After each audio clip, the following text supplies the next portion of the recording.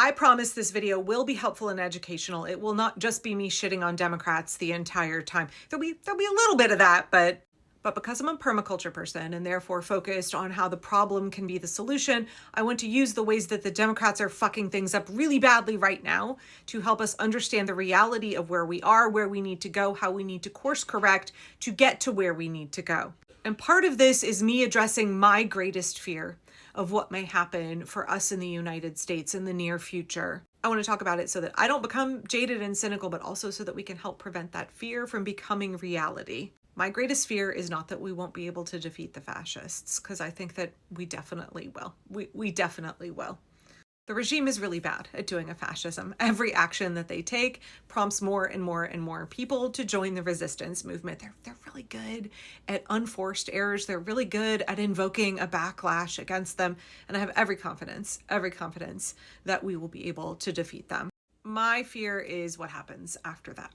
Whether the folks who have power in the government, after we topple fascism, after we topple the Trump regime, whether those folks have what it takes to enact justice for all of the crimes that are being committed now, to push for and get the reforms that we need to make sure this never happens again, and to help us create the America that working class people need and deserve. Straight out of the gate, January, February last year, this fear started bubbling up for me when we watched Hakeem Jeffries say, "What do you want us to do? We're in the minority. You didn't vote for us to have the majority, so sucks to be you. You're stuck with us now. What do you want us to do?" And then we watched Chuck Schumer, while Elon Musk and his band of Shitler youth were breaking into the government, stealing all of our data, launching a holocaust against the world's poor.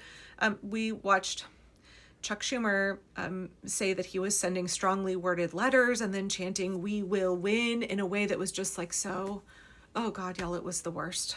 What really caused this fear to surge for me was March of last year, when Chuck Schumer said that he was gonna do the right thing and shut down the federal government. It looked like we were starting to get an opposition party for real in Congress, and then he betrayed all of us and absolutely caved. And that was such a huge sense of betrayal. And I was like, okay, this is not portending well for the post-Trump era and what it means to get accountability and justice. That has only been compounded further when we saw the surrender Dems in the fall of last year cave on the government shutdown, agree to reopen the government, getting zero of the demands that they had for which they shut down the government in the first place. We've watched Democratic leadership consistently make the wrong moves. And so we're looking forward to the midterms, where unfortunately, because we live in an entrenched two-party system, the folks who are going to be on the ballot who are electable are either going to be Democrats or literal fascists, right? Those are our choices. And amongst the group that are Democrats, some of them are going to be progressive. Some of them have tenacity and a spine. Some of them are meeting the moment, right? Melanie Stansbury is meeting the moment. Robert Garcia is meeting the moment. Even elected officials that I consider more centrist than me, like Ro Khanna, are meeting the moment. And what I mean by that is that they are not only willing to expend the political capital right now to be an opposition party, but they are talking about and setting up the framing for the post-Trump era to be an era in which we actually do get justice. And overwhelmingly, we're not seeing that at all from Senate Democrats. There are a few exceptions, Jeff Merkley and a couple of others.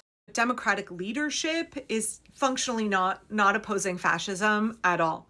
Not only that, they're not thinking in the right way. They're not making moves in the right way, not only to be successful in the 2026 midterms, but definitely not to get us justice and accountability and build the systems that we need, build in the reforms that we need for the time to come. House Democrats are talking openly about abolishing ICE. They are listening to their constituents and are talking about dismantling. My congresswoman said that DHS should be dismantled, all of DHS. That's the kind of public commitment to reforms that we need. We need to be hearing from our elected officials. We're not getting that from Democratic leadership, definitely not Senate Democrats. We can barely get them to ask for DHS to follow the Constitution. Like, please don't violate the Fourth Amendment. That's their big ask. Please follow existing law on the books.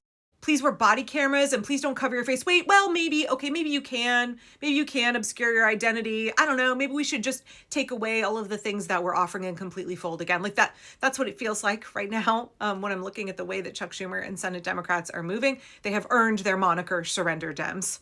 That doesn't bode well for the future when we think about accountability. They don't have the strength, the tenacity, the moral fortitude, the courage to do the right thing right now. How can we expect them to do the right thing in the post-Trump era when it comes to investigating and prosecuting their colleagues across the aisle?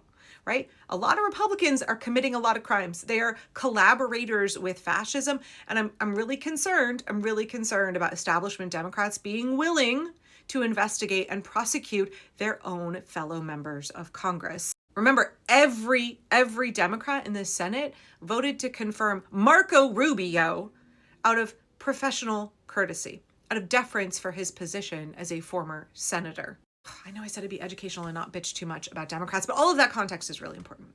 So when we talk about civil resistance movements, the way that we know a civil resistance movement that topples an authoritarian is not going to set up cycles of authoritarianism, right? Because what we see, especially in like Central and South America and other countries as well, is that you get these cycles of instability because folks focus so much on stopping the dictator and not what comes after.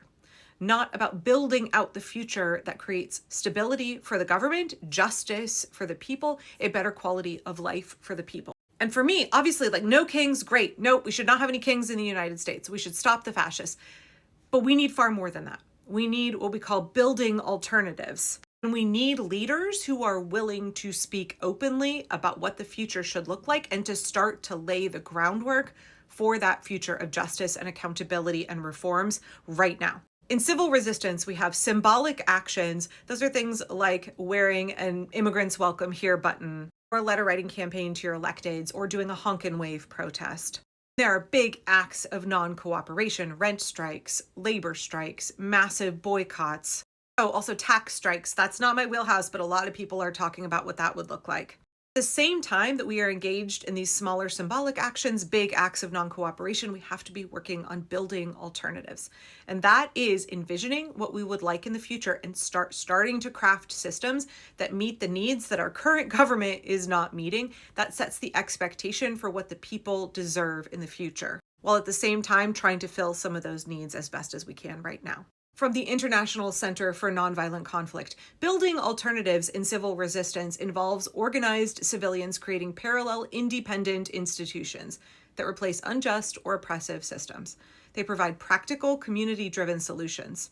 These initiatives, often called dual power, include mutual aid networks, alternative schools, independent media, cooperative economies, allowing movements to enact their vision for a better society while also weakening the adversary's support. We've seen a little bit of this from Democrats having shadow hearings, right? Shadow government is a form of building alternatives. Movements like Healthcare for All in Oregon, where you start to talk about what the people need and deserve. Mutual aid, food programs, same thing. Also, historically, it's included things like citizens' arrest, seizure of buildings and assets.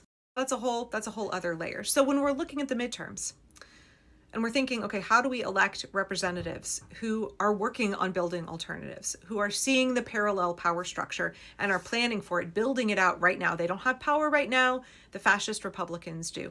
We all have to vote for Democrats, whether or not they're really progressive or establishment. In the primary is our chance to push for the really progressive folks who are the fighters, who we know are going to work for justice. That's not going to be an option in every district, unfortunately, and I'm sorry that we don't have a magical third choice, that we can't constitute that. We have to work in reality and work with what is on the table. We have to play with the pieces that are on the board. But in all of this conversation, there's one thing that has lessened my fear significantly. In societies that don't have a functional opposition party in government, which is what we're experiencing right now, it is the people who drive these alternatives. It is the people who build those parallel systems, who set the expectation for what we must have in the future. And then we are the ones who get to actually enact that future. Please remember, the power always lies with us. It doesn't actually lie with Chuck Schumer and our elected officials. We don't have to put all our hope in them because we have the power collectively to make sure that we get justice. We actually have the power to make sure the collaborators are brought to justice, that the perpetrators in the Epstein files are exposed and brought to justice.